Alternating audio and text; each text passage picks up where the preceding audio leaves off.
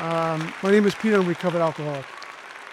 Grateful to be alive and sober and part of a sacred place called Alcoholics Anonymous. And thank the committee for having me out here. I was telling someone earlier that, all kidding aside, I get invited to the Midwest a whole bunch, which makes no sense. I'm a city guy coming out to the Midwest. I look like my cousin Vinny when I get off the plane, but it's you guys are just absolutely wonderful. Warmth and hospitality. It's kind of like come on in and hang out for a weekend. And so when you're on the road a lot, that means a whole bunch. So thank you. The loving God separated me from alcohol June 23rd, 1988. I'm here as a recovered alcoholic. And I say recovered because I am, and anything less than that would be falsely humble. But a loving God took me to the scrap heap, to a level of life better than the best I've known. It's the first promise in the big book, Alcoholics Anonymous. And hopefully I get to bear witness to that great promise of getting recovered from a seemingly hopeless state of mind and body, and get recovered from the isms that accompany alcoholism. Only requirement for membership is the desire to stop drinking, but is that enough to get me recovered and keep me sober? And so we have a program within the sacred fellowship. And if you haven't found out that AA is sacred, I pray you stick around long enough to experience the sacredness of this glorious fellowship. But there's a program within this fellowship. And we get to be taken back to God. We go back home and experience the abundance. We get to stand in the light, finally, and not be sound asleep thinking we're awake, but finally stand in the light. And that can be uncomfortable for many of us. I'm one of them. It was very uncomfortable finally getting to experience this power called God. But it's only then, and only then, when we get to experience getting recovered from this thing that wants me dead will settle for me drunk. And you heard our first speaker, how this thing infects what we walk with. Alcoholism, drinking or not drinking, infects the lives of others. And so I have a responsibility today, not only to be a member of good standings, but to uphold the traditions as well as the tradition of this sacred fellowship, and to be a recovered member, to go bear witness. My big book says we're agents for God, which means we represent God in all our affairs. How am I doing with that consideration? How am I doing with that job? How am I doing with that task? Well, I will tell you, I do a lousy job of it if I don't seek God first on awakening. And my job now is to be in line with God's will, to practice fidelity to my God, to have no gods before my God, like money or relationships, prestige, property, things like that. Nothing can come before me and my God. When I got to Alcoholics Anonymous, there were a lot of things, God. First, it was her. Then it was money. Then it was getting popular. And I kept falling short. And what happens to me, like many of us, I bottom out right in Alcoholics Anonymous. And then there's a surrender, the true surrender, like the one that happened to me in the back of a hallway in June of 1988. If I'm not praying in a place of surrender, then I'm not talking to God, and that's what I've learned. My prayers need to be one of surrender, to throw myself at the mercy of this God, and I ask him, okay, boss, what do you got for me today? Where do you want to send me? What do you need me to say? What do you need for me to do? What do you need for me to go today? The soul, the spirit within us, always knows where to go, always knows what to say, always knows what to do. My job is to shut down the mind, which is my predator. The main problem center is in the mind, not the body. And once I shut that down, what wrongdoing can exist in any one of us once the mind is shut down? Once we experience this power called God, we are on the spiritual beam. We are on the spiritual path. And the greatest enemy I will ever face is me. And this predator called the thinking mind, who always wants to bore a hole in somewhere, some ism, just to lock in and pull me away from you. And then justify unspiritual behavior and make it very spiritual. Because if I'm dishonest in one area of my life, I am now a liar. And it's not for me to compartmentalize it. Patrick and I were talking about this. It's okay for me to do this here, but I could be spiritual there. I'm either all in or I'm not. And that didn't just come to me June 23rd, 1988. That came through lots of mistakes in Alcoholics Anonymous. It's in my brokenness where I learned the most. It's in my brokenness where I experience God. Because I'm weak flesh, sold unto the slavery of sin. I am broken. I stand before you with 27 plus years sober. I like to say I'm in the sunlight of the Spirit, but I am just as broken as most in this room. But isn't it interesting? When I share my brokenness, it's the place you can identify with me. I can give you a canned talk. Our speakers can give you a canned talk this weekend. Sound really pristine and really wonderful, and you get nothing from that. But it's when I share my brokenness, my fears, my uncomfortability, whatever it might be, we can lock into that, and then we can share about how we transcend those kind of things. That's Alcoholics Anonymous. That's how we get well. It's the teaching of the student.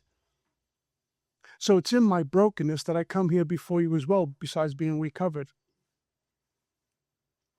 And only in that place have I experienced the most intimate moments with my God. January 23rd, 1974, which is today. Sharing with Patrick about this earlier. I lost my mom, 1974, a bunch of years ago. And when January 23rd, 1974 would show up, there were days where I just kind of walk right past it, and other times where it holds you with a heavy heart.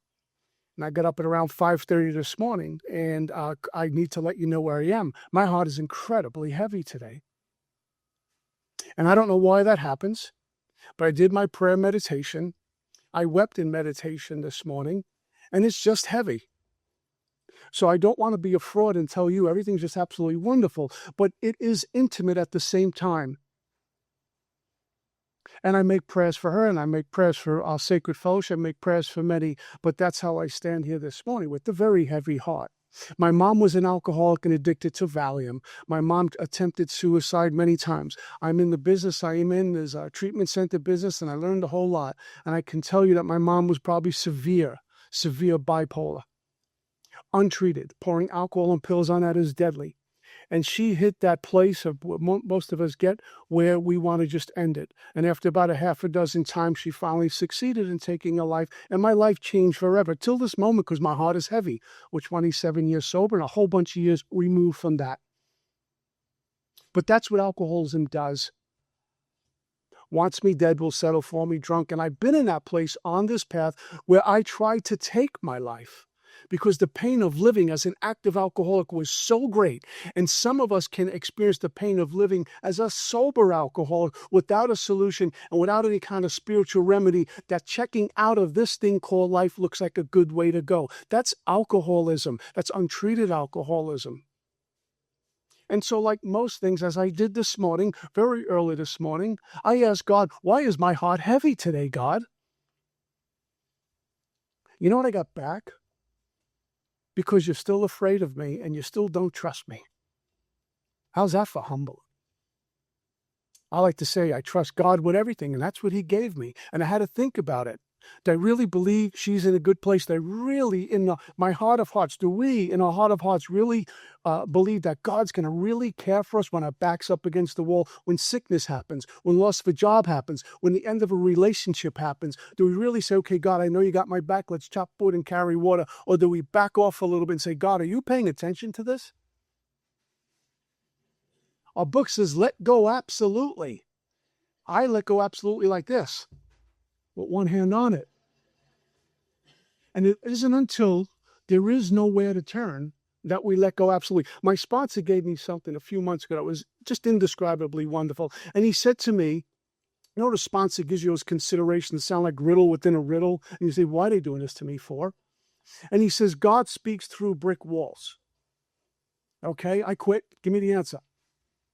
And what it is, life being the brick walls.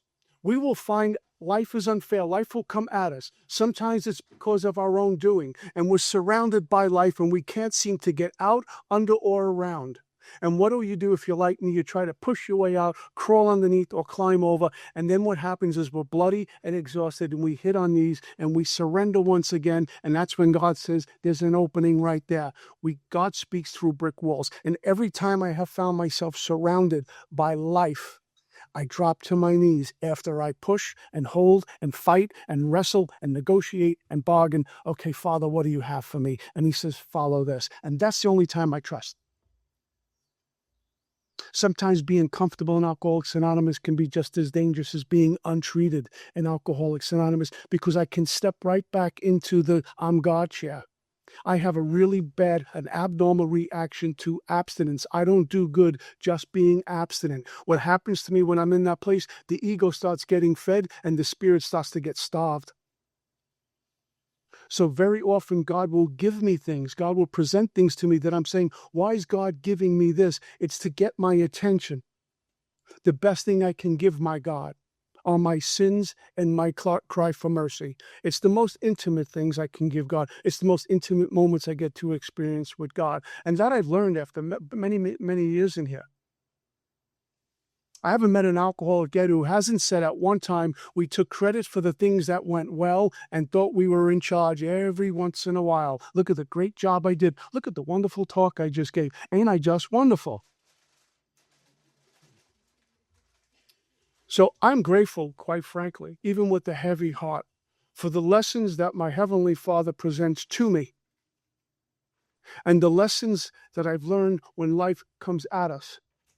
Because it's only when I'm in line with God and practicing fidelity to my God that we get to transcend life, and life is no longer my master. I'm not living on page 52. And yet where I am today, with all the spiritual disciplines I work with, because I've been disciplined to the spiritual life, where God wants me and where I am is as far as the heavens are to the earth still. So it's an ongoing journey. And so I chop wood and carry water, and I still seek this power with the desperation of a drowning man. I'm very grateful for that, with all my isms and with all my brokenness. But only, by the way, in the brokenness, as a dear friend of mine says, can God's light shine in. When my glasses, when I'm reading and they're dirty, I hold them up to the light so I can see where they're smudged. I can't see that in the dark. And so I hit the altar in the morning and I stand in the light. I stand before my Creator, quite frankly, in the raw. I mean, with no obstacles. I have an altar at home. It has incense. It has sage. It has gongs. It has chimes. It has all sorts of stuff. But when I meet God, I can't take any of that stuff. I can't take my little meditation and Buddhist tapes when I go meet God. It's just me. Pete Marinelli, sober 27 years, in my brokenness. Here I am, God. Take me like the wretch I am. You do with me as you want. That's what our third step says. You do with me as you want. We go right past that line of third step. We're basically telling God, here I am, do whatever you want. And then by the time we get to 5, well, I didn't mean that. I want to be transformed. I want to be revolutionized. I want you to take my defects, but not so much. Just leave the money and the sex alone. I got that one. We're good. Right? 12 divorces, 45 relationships. I got the sex and money part. Don't worry, God. When I turn over to God, he really thinks I mean it. What's the price for salvation here? What's the price for freedom? Am I really willing to be transformed? And it happens in the sacred rooms of Alcoholics Anonymous. And it is way beyond my experience has shown me just going to a meeting. Because meetings alone are not going to treat what I suffer from. I'm an alcoholic. I have to leave here after an hour. I go home after the meeting. I have to go to work. I have relationships. I have jobs. I have things like that. Personal relationships. What do I do when I'm out there and life is coming at us? How do I navigate through that? How do I practice principles in all my affairs when others around me are not? This whole thing hinges on my relationship with God. And I'll get on the soapbox. What we ought to be in the sacred rooms of Alcoholics Anonymous, quite frankly, is a pep rally for the power of God. We ought to be shouting from the rooftops what this great God, our own conception, whatever it might be, has done for us, has completely revolutionized and transformed every one of us. Based on our track records, how many of us ought to be sitting in an AA meeting at 1 o'clock on a Saturday afternoon, and how many of us usually getting bailed out of jail, waking up to we don't know who, or still on the drunk, with busted relationships and busted reputations, with no hope other than a hope this drink takes me to a place I can relax. That's my story until I got here. So I don't apologize for God, especially in Alcoholics Anonymous. I won't apologize for God anywhere. And I know out there God isn't very popular, but I know in AA it is. And I can't deny the newcomer that kind of solution. When a newcomer comes to me, we got to get you to God now. May you find him now. A book says it. May you find him now. And they emphasize, real exclamation point, meaning now, not in 90 days. Because you might be dead in 90 days. We got to get you there tonight. So I'm grateful for the teachers. I'm grateful for my sponsorship lineage that goes back to our co-founder. I'm grateful for the folks who took my inventory regularly when I didn't ask. Like a sponsor.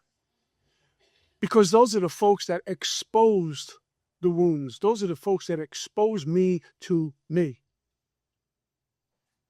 And only out of desperation, the gift of desperation, the G-O-D, that I dive further into this big book, further into scripture, further with my sponsor, whatever means necessary to get me free of me. Perhaps I am because I can tell you I'm here with a heavy heart. Perhaps I am because I can tell you I'm broken. There was a time where I would never, ever say something like that. Perhaps I am because I can share my inventory with the men I sponsor and not worried about what they're going to think of me. It's called freedom in the sunlight of the Spirit. So to tell you how I got here in a general way, what it was like, what happened, what it's like now. I grew up in Brooklyn, New York, which is in the Northeast, and grew up in a family. I was listening to Lassine this morning, that stuff in a family you can't tell anyone. I had someone at home who was cunning, baffling, and powerful. I called him Dad. My dad makes Tony Soprano look like Tinkerbell if you ever meet him. This is the alpha male type A gangster guy. And me growing up, I was a very gifted musician. They were going to send me to Juilliard. God gave me some gifts, and that was one of them. So growing up in the late 60s, I loved the hippies. I loved the Rolling Stones. I loved Cream. I wanted to be a hippie. I wanted long hair, wanted the beads. I wanted that. My dad thought there was something terribly wrong with me. My son likes music and hippies. We got to get him to a psychiatrist. My mom, on the other hand, was very supportive of that.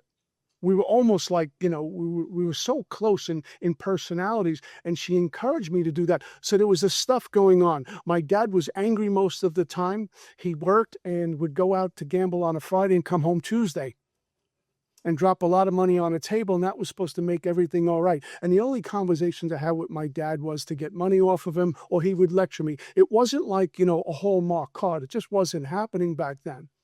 My mom was drunk. I'd have to clean her up many times and put her in bed before Dad got home, hide the pills, hide the liquor, and lie to my dad about how much Mom was drinking. So I had this stuff going on. Who do I play loyalty to here?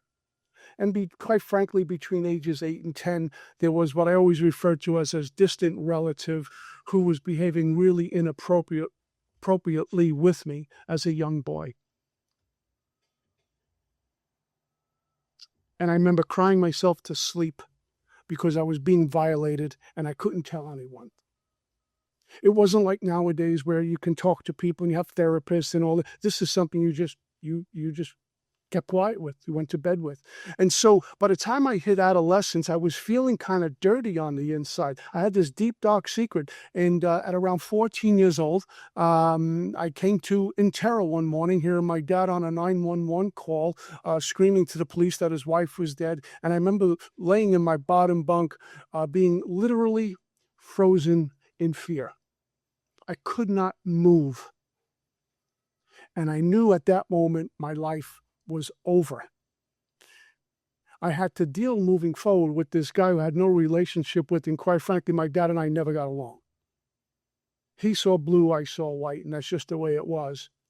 And how do you process through a mom committing suicide? Where do you go for this? You suck it up, head up, shoulder square, just go to school and make out it didn't happen. Keep the elephant in the closet. And that's what we did. I have 2 younger brothers who were crushed by this as well, and so I had to grow up quick. And I remember the first time I walked into a funeral parlor was to see my own mom and almost collapsing. I walked into the viewing room and almost collapsed. And I remember thinking, they're going to think I'm a sissy if they see me collapse, so suck it up. Be a man. I don't know how to be a man. I haven't even been a child yet. I've been sexually abused. I've been physically abused. I've been beat up a whole bunch of times. I don't know how to be a child, let alone be a man. But this was the deck of cards. Now what do you do? Well, about 6 months later, thereabouts, my friends are hanging out on the corner, drinking Colt 45 beer. was a Saturday night, and I hung out with mature men, older guys who taught me about life. They were 16 and 17 years old. Yeah. Uh-huh. And they were drinking beer that night. And I remember wanting to get what they had. I mean, they were cutting up, flirting with the girls, roughhousing, talking sports. They seemed to, be in charge. They knew the answers. I must have missed class the day they gave out the manual on how to do life because I'm clueless and totally fear-driven. Here's a consideration. Wherever we are now on our sobriety journey, are we seeing and hearing the world through the mind, or are we seeing and hearing the world through spirit? Because if I'm hearing it through the mind, it's a tip-off. I'm in fear. I'm angry, I'm restless, I'm irritable, I'm discontented.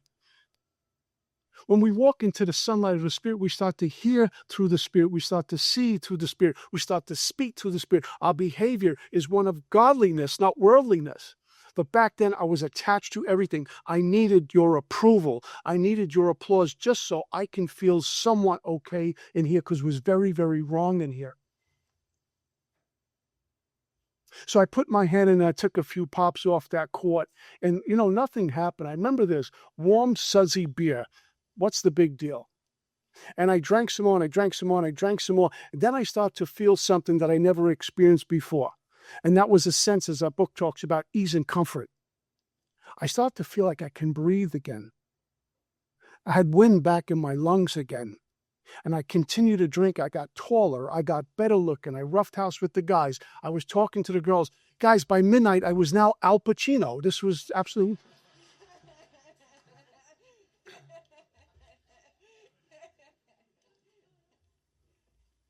Am I funny? How funny? Yeah. Clown, I'm here to amuse you.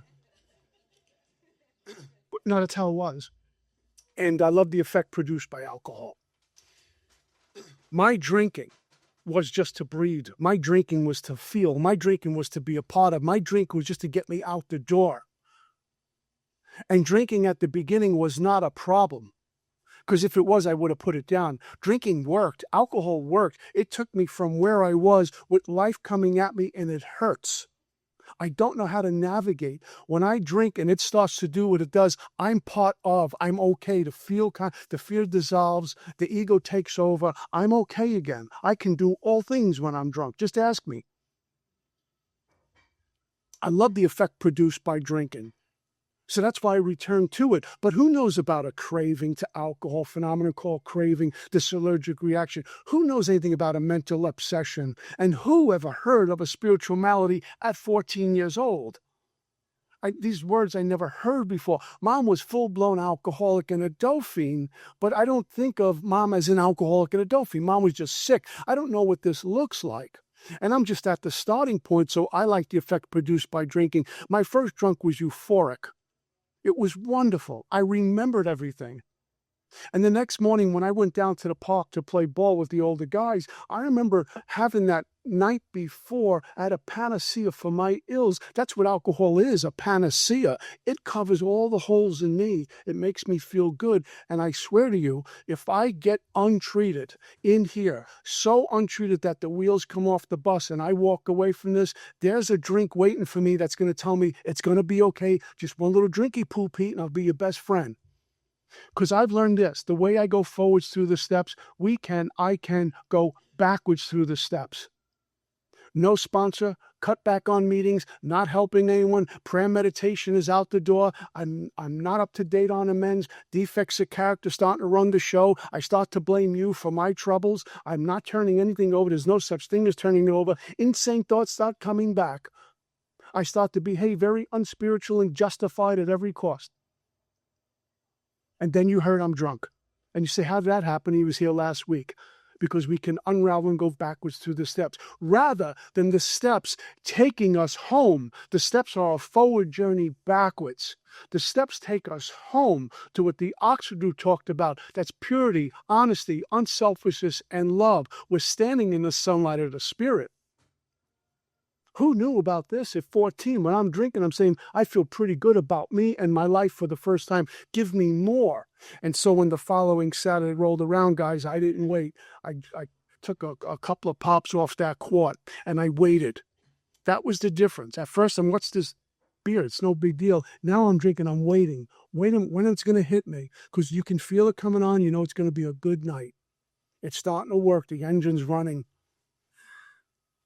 But I couldn't just stop when I felt good.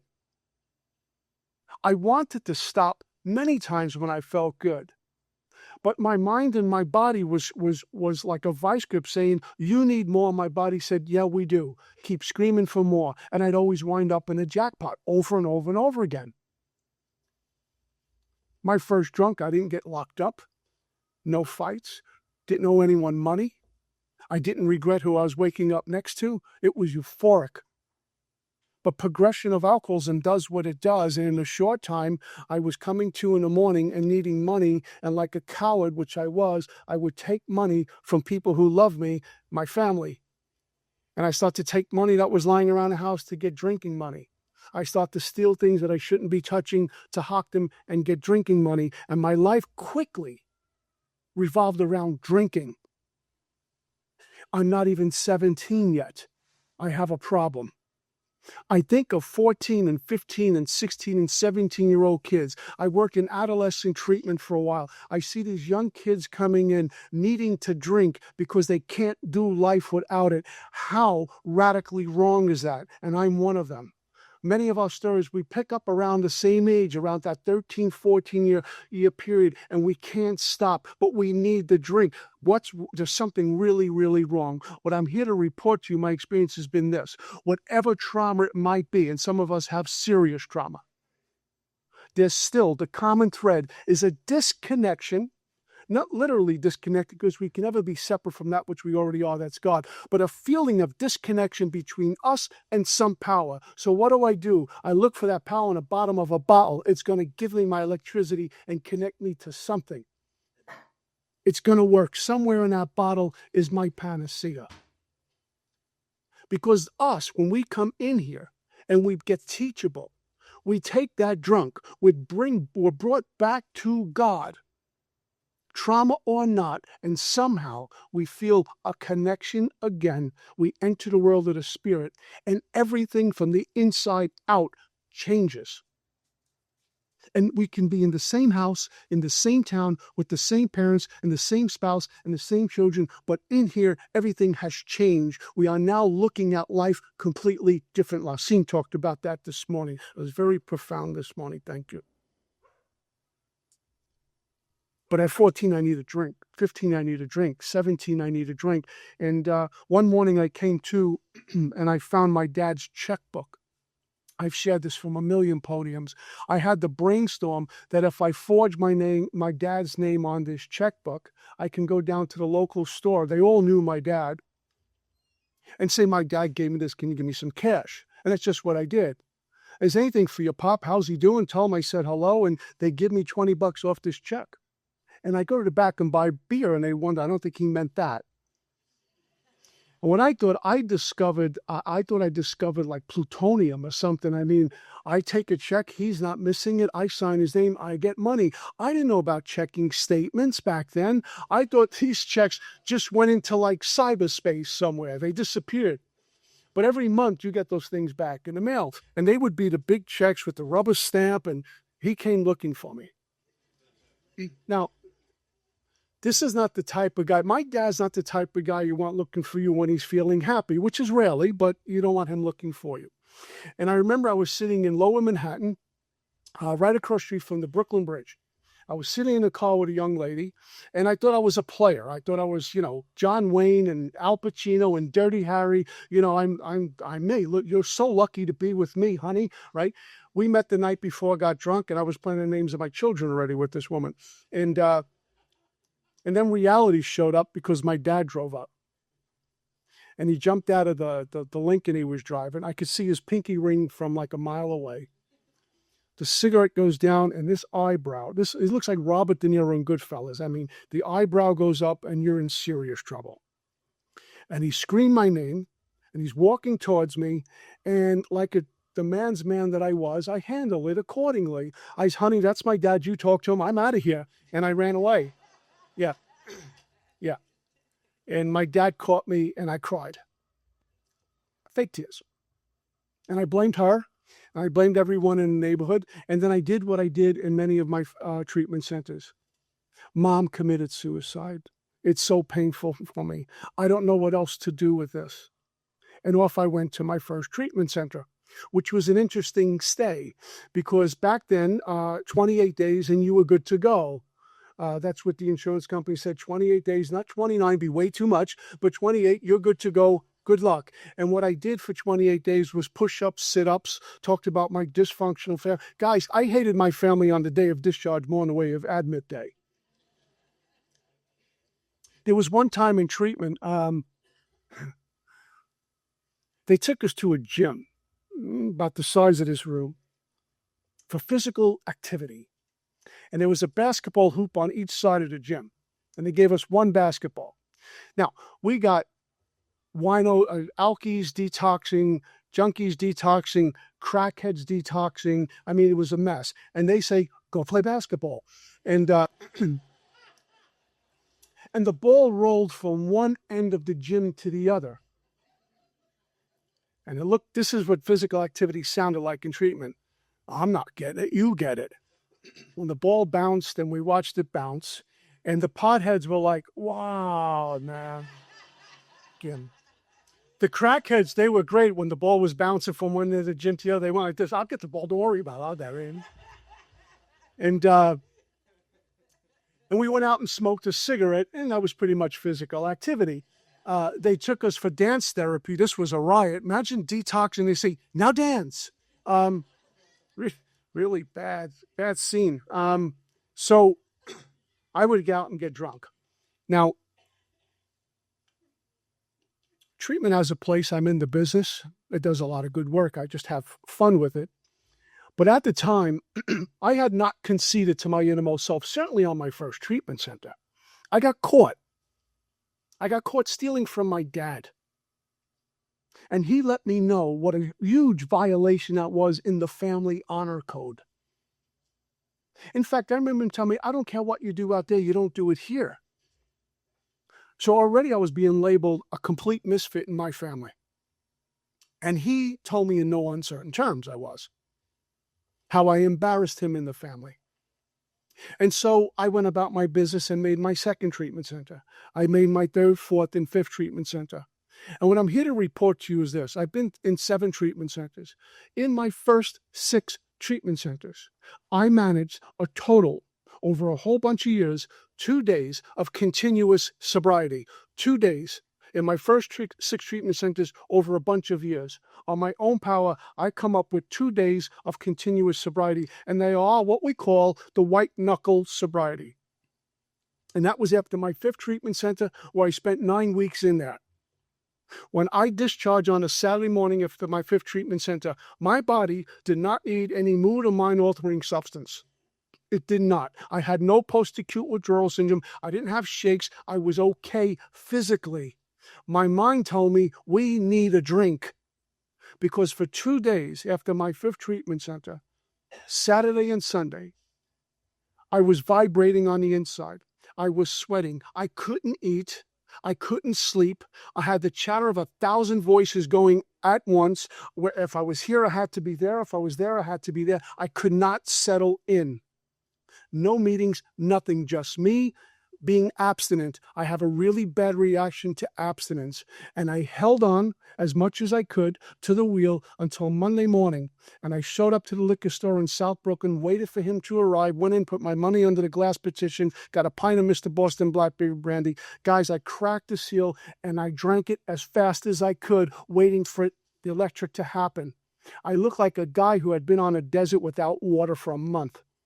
I wasn't drinking for taste. I was drinking purely for effect. Do what you do, because I can't take being me. And eventually, the knots unraveled. I started to breathe again. My belly settled down. The anxiety went away. And it was like, okay, what do we got to do? Let's get going. Let's start the party. Now I can maybe go to work. Now I can make a phone call. Now I can have some dinner. Now I can do stuff.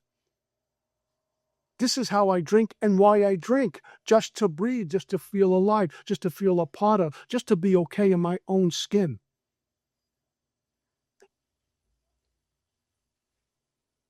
By the time I got to my 5th treatment center, I had conceded now to my innermost self, man. I knew what I was. 4 treatment centers behind me. People calling me a drunk. I got addicted to non-conference approved dry goods for a while. I had marks on my arm to show that. I walked into my 5th and I walked into my 7th treatment center in serious, serious trouble. Hep C, about 130 pounds, urinating blood, homeless, all of it. But that wasn't enough to keep me away from a drink. I'll have a drink, and then, you ever do this? I'll have a drink and figure it out. Let me go to the bar, have a couple of drinks, figure out how to stay sober. Right? On my way into my 5th treatments, and I said, enough, I can't do this. It's the powder. It's that stuff, it's dirty.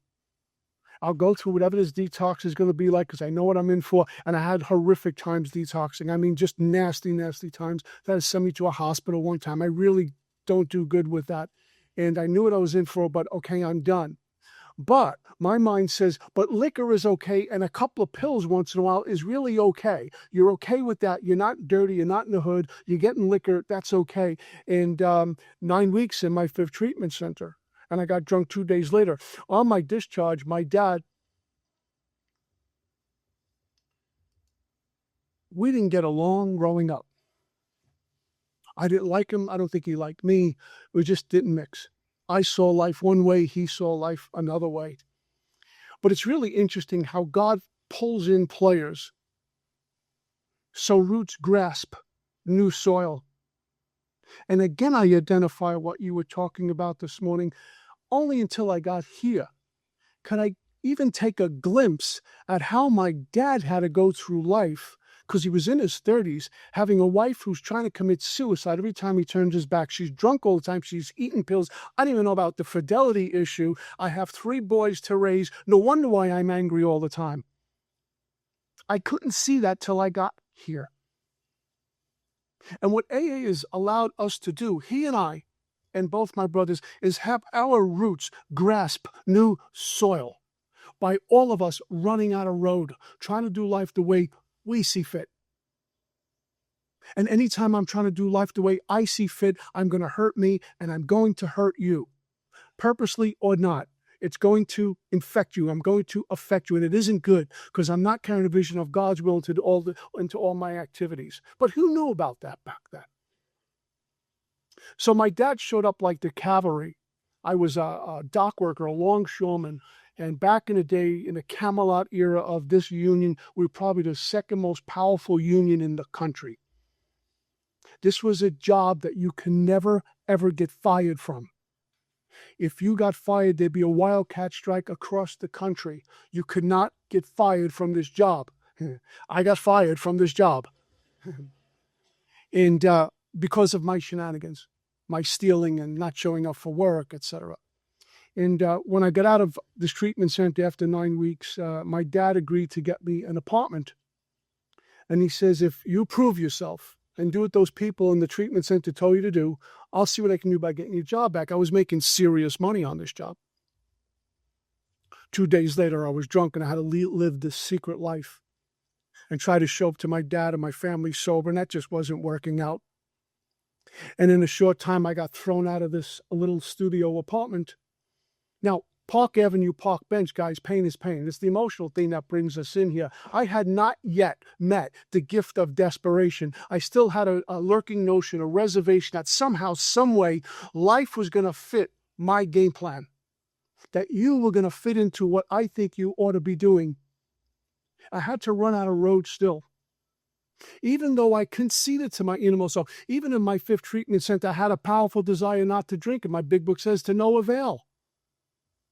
I wanted to stay sober, but that's not enough. This had to be number one on the hit parade, and everything else had to be a distant second. This had to be number one, and it wasn't yet. After a few months, I stopped paying rent. My dad would show up and pay the rent. I brought the Bowery into this little studio apartment with very strange characters showing up all hours of the night. I owed everyone money. I was borrowing money from very, very bad people. dropping my dad's name. They want a little bit back each week until you pay the whole thing. Butch knows what I'm talking about. And if you didn't pay, they came looking for you, but not like with Dunkin' Donuts and a cup of coffee. They came looking for you. And I was in a whole heap of trouble. And my dad, bless his heart, would get me out of these jams over and over and over again. And eventually got thrown out of this apartment, which, you know, the bed was bloodstained and soiled. There wasn't a comforter and a sheet and clean pillowcases. It was just a mattress. And there was laundry all over the floor and garbage all over the floor and broken Mr. Boston brandy bottles all over. It was just a nasty place. And the landlord threw me out and I hit the streets.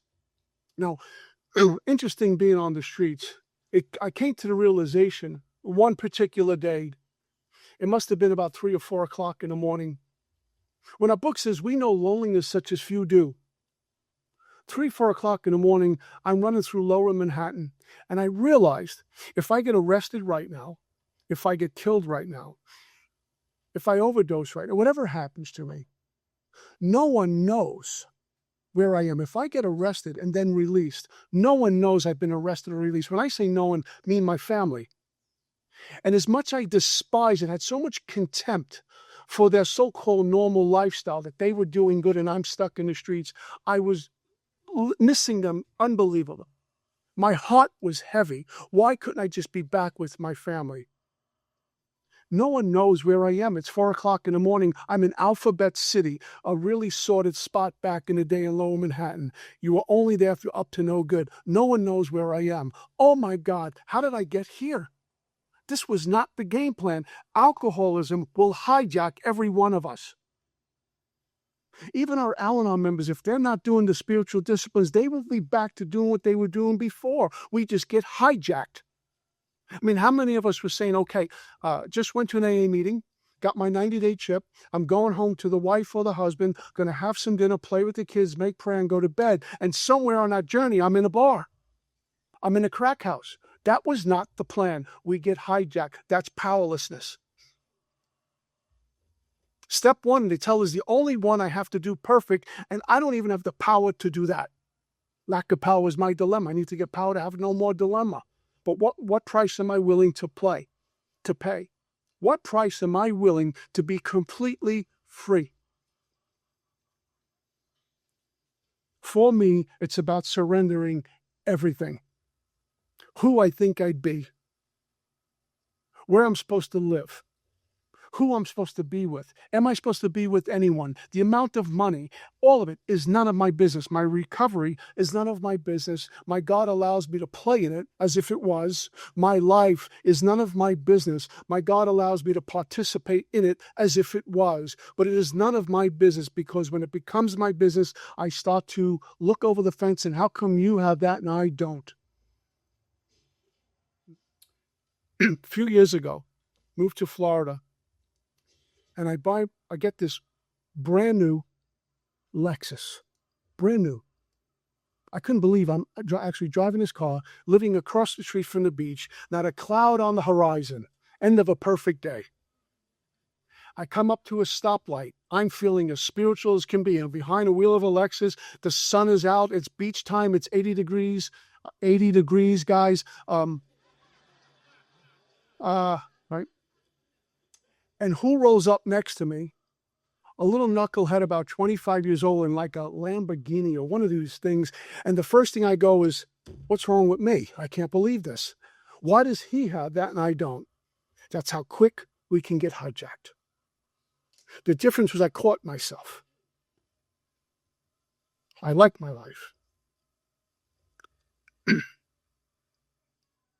So I'm running through the streets, wondering, why is God doing this to me? I landed in a flea bag motel in a place called Staten Island, New York, and some young lady was caring for me. I can't say we were really dating. I mean, I was a bum. But she took me in, and she was a barmaid in this club downstairs, and the motel was up above, the real swanky joint. And I just lay there. And every once in a while, there'd be a knock on the door, and someone would bring me a Jack and Coke, and I'd down it and go to sleep. And I remember one day she finished her shift and crashed out, and I went into her purse. And I knew she made a lot of money working bar, and I was going to steal that money. I said, I'm done. I'm going on a I'm going out in a blaze of glory. I can't do this life anymore. I cannot do this life. This is one big mistake. I don't want to return and do it over. I just want to go somewhere. And when I went into her purse to take money, what I discovered was a whole bunch of Valium in this pill bottle. You know, the pill bottles with no label on them, they're just a pill bottle. And I says, good. And I ate them, I washed them down. And when I got back into bed, I remember feeling like, it's over. I'm going to go to sleep and not wake up. And why I tell that story, because when I was growing up and Mom took her life, the belief system that we live with was men are strong and women are weak. Suicide is a gender issue. Men don't do that. Mom was woman. She was sick. She was weak. The Marinelli men are strong. And I really believe suicide was a gender issue. When I'm lying there and I'm feeling relief and I'm starting to go, like, drift away, I had this little moment of clarity that I said, this is exactly what you guys told me was going to happen to me. This is exactly what she experienced, and this has nothing to do with gender. This is alcoholism, or I want to kill myself because I can't take the pain of living life, drunk or sober. I can't get drunk right. I can't stay sober, and I'm trying to end it. And I came to the next day. I can't even do suicide right. Why are you doing this to me? I despised God. Wound up outside the Port Authority because I got thrown out of this motel, and I had God will interrupt the drunk. God will interrupt a blind drunk to get our attention. Whether it's the children saying, Mom or Dad, why are you doing this? Or the boss saying, I got to cut you loose, or the handcuffs going on again, whatever it might be. And I was outside the Port Authority. I'm in the same clothes for God knows how long. I spent a day and a half in my 6th treatment center and left. And here I am. 9th Avenue side of Midtown Manhattan by the Port Authority. Back in the day, again, not a real nice area. And what came to me was as if my life passed before me, before my eyes. How did I get here? I've tried to take my life. I've been in 6 treatment centers. I'm a bum. All I need to do is get money to get drunk. That's all I do. That's all I do. And I've lost contact with the planet. On a drunk like this, you see people in the street. People are conversing. People are going to work. People are driving a car. And you're like, no one notices you. You're like an alien who's been dropped here, and I can't get them. I can't get in touch. I can't get in touch with life. I don't even know what life is anymore. I'm lost. Just let me die. I curse God with every fiber of my being for taking Mom, to turning me into what I was at the time. But God, in His infinite mercy, will take me, someone like me, to those lengths and give me the necessary ingredient, drunk or sober. And that's the gift of despair, the G-O-D. Not that we ought to be walking around with despair 15 or 20 years later, but in order to get our attention, for us to flip, to grasp onto a solution, I need to be met with despair. And that is truly a gift. When He kind of parts the seas and say, follow me finally, are you done? I'm only alive back then because of the grace of God. But there's a big difference between having the grace of God and experience God, which gives me grace. And because I have the grace of God, it doesn't mean I'm spiritually fit either. It's just been, I've given a reprieve.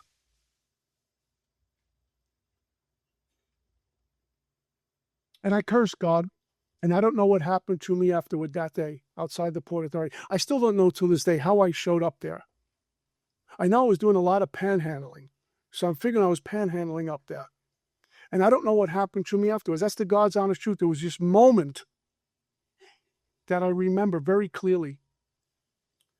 And I lingered on the streets, and June 23rd, 1988 showed up. And that particular day, I came to in the back of, I was living in an abandoned building in Lower Manhattan. I came to, and I'm about to get up off the floor when Bill says in his story, the courage to do battle was not there. I identify with Bill Wilson. It just wasn't there. I needed to drink, but how am I going to go out and hustle money? I can't do it. I can't do it anymore. I was met with one more drink, I'm going to die. And if I don't get a drink, I'm going to die. And for the very first time in my life, I can remember I don't want to die.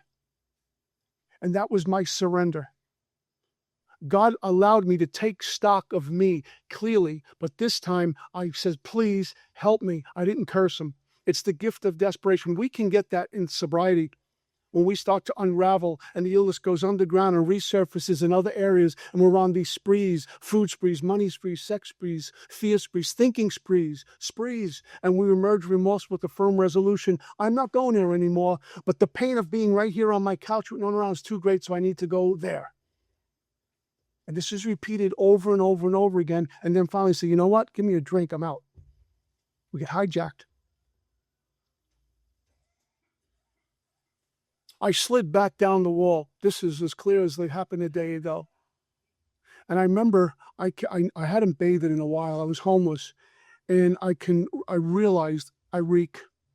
I'm filthy. I'm way underweight. I'm bleeding. Something's gone wrong. Really, really bad. And in that gift of desperation, where do we go? God speaks through brick walls. If you're out there, please take me from this. I don't want to die were the words I said. I didn't say get me to treatment. I didn't say please bring her back. I remember not saying I need a job, nothing. I don't want to die. And that's as pure and honest as I could have been. I don't want to die. And if you've ever been in a life and death situation, you know at that moment you'll do anything not to die. I remember almost drowning in Mexico one time. I didn't care who took me out of the water. I didn't care. I didn't care what my hair looked like when they pulled me out of the water either. There I was. And what I got back was this. I know some folks always say, if God's talking to you, you should have your head examined. Well, who else is he going to talk to? He's got to talk to somebody. And I don't have to be a spiritual giant or a monk or a guru for God to talk to us. He will speak to other people, but he's talking to somebody.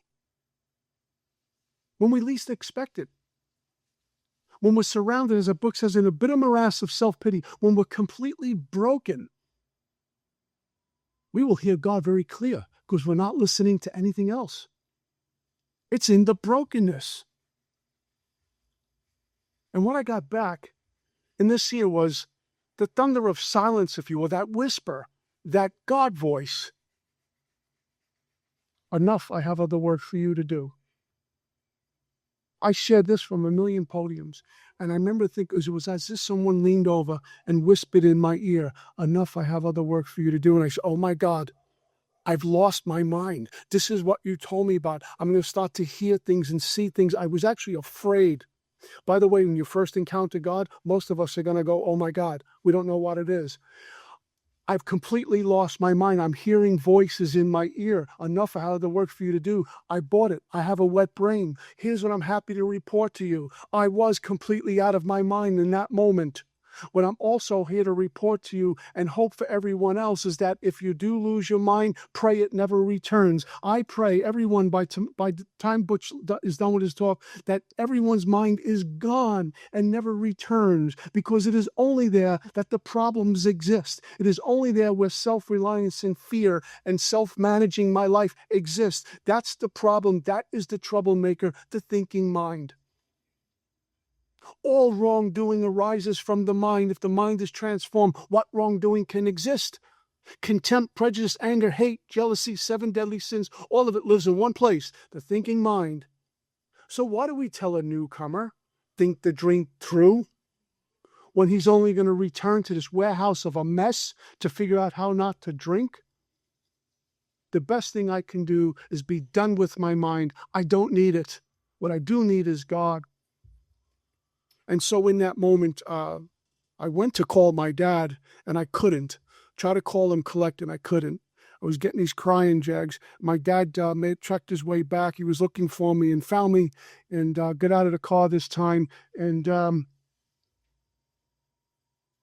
he walked across the street, but he called my name. He didn't scream my name. And I have no idea what it's like to be a parent and watching your firstborn disintegrate in front of you.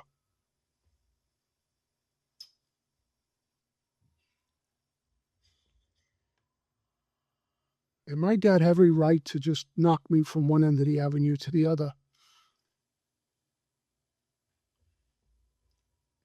Here's a guy who lost his wife, and I pick up where she left off. And I remember this day because he stood as tall as he possibly could and as strong as he possibly could. And I collapsed in his arms. And I remember my old man holding me up. I mean, I reek. I'm a bum. I'm a drunk. 6 treatment centers. I'm an embarrassment. And him repeating this same thing over and over and over again. I'm not going to lose my son to this. He kept saying like a mantra. And I got into my 7th treatment center. And I was in there 10 days and I was thirsty again. And by the grace of God, I got shipped out to Minnesota. And those people out there, meeting called the Three Legacies meeting, put me back together again. I saw God and AA in action at that meeting. People got to the podium dressed. There were greeters at the door. They weren't texting. We didn't have cell phones. How many meetings we go to texting now? Right in front of you, they're texting during the meeting. I don't know when this thing started. They walked with grace and dignity. These people at that meeting. I wanted what you had to offer. They spoke for all of you to me. These are men. These are real men. And I lived in Minnesota for a year. I remember being attracted to men who were dressed. I knew dirtbags. Men who would get to the podium with the wedding ring. Where I come from, if a man wore a wedding ring, you were wimpy. They had watches. They were clean. And they spoke freely about God from a podium, and they wept from a podium, and I wanted this. How do you get there? Do what we do is what they told me. And after about 10, 11 months, I was brought home to my first home group, the Free Spirit Group, and I'm running short on time here. But that family that was falling apart at the hands of alcoholism because of the grace of God and Alcoholics Anonymous, because of a sacred fellowship called Al-Anon, because of outside help people called therapists, and because of all the things you gave me in turning the pilot light on and getting me going here. The spiritual transformation began June 23rd, 1988, in the back of a grungy hallway where the willingness to do anything, the gift of desperation, was given to me. I got rescued that day. That's when the spiritual transformation began. We put all that together. Me, because of God's power, taking these principles into my home, occupations and affairs. That family, little by slowly, has been put back together. We don't have harps, playing and doves flying around when you walk into, a family reunion. We got our stuff. Who doesn't? We know we're broken. But somehow, we walk shoulder to shoulder. A few years ago, I go through the work once a year. I was reading my 5th step to my sponsor. And what came out of that was I'm a Catholic, had to go back to my religious community and make amends for some of the slanderous things I was saying based on some of the headlines I was reading in the paper. We all know what I'm talking about. And I sat in something called confession. I told the priest, I says, I'm a member of AA. I'm here to make amends for some of the gossiping I did. And he listened. I says, what can I do to make it right? Can you come to Mass tomorrow morning? I said, okay. And the next morning I went with Mary and my fiance, and we went to Mass. And as the bells are going off, I begin crying. Mr. Tough Guy starts crying. I cried for an hour. When he's closed with the Lord, with the middle of the service, they do Lord's Prayer. I felt like it was an extension of you. And for the past few years, I've been an active member in my church. I'm a lector and a Eucharistic minister for my church now. If I'm not on the road Sunday morning at 10:30, you will find me at my church serving and do whatever they ask me to do. It is one of the bright spots, if not the brightest spot in my life, along with this, never instead of. See, here's the consideration. if Patrick came to my house every single day, woke me up, brought me food, brought me clothes, brought me the gift of sobriety, brought me grace and dignity, brought me integrity, put money in my pocket, gave me a job, every single day, fed me, did all these things. Without me asking, he just came. And he did this every single day. And it's only because of him am I able to eat and have a job and stay sober, etc. And about 6 months goes by and Patrick says, I'm having a little get-together at my home. Can you come to my house for an hour? I'd like you to meet some friends. And my reply is, well, who's going to be there? Well, I don't like those folks. I don't like where you live. He's okay, comes to my house, continues to do the same thing and nourish and take care of me. And about another 6 months goes by, he says, Pete, I would be honored. Can you come to my house just one hour? Can you just come to my house? I would really love for you to be there. And I blow him off. My God, every day, with all the things I do, with all the mistakes I've made, shows up to my door every morning, wakes me up and feeds me and clothes me and nourishes me and gives me grace and dignity and sobriety and all the things, gives me all of you. Can I not go to his house for 1 hour? I drive 4 hours on a Sunday morning to go speak. Can I not go to his house for 1 hour a week, sit in the back row and say, thank you, and go home? While I'm claiming that God has done so much for me and I'm a faithful servant to God in Alcoholics Anonymous, well, AA is my church and whatever, I can't go to his house? Can't come to my house for 1 hour? I was the hypocrite, no one else. What an order I can't go through. What a tough pill to swallow. But I'm not a hypocrite this morning because I serve, hopefully in good standing, this sacred fellowship, which is my home. This is my life. I'm a servant. So high as you can go in AA is one of servant. I am a servant. And then I get to go, when I'm not on the road, to serve at another house. And I say, thank you, because you're giving me people that are called alcoholics and a fellowship called Alcoholics Anonymous. That's all I got. Peace.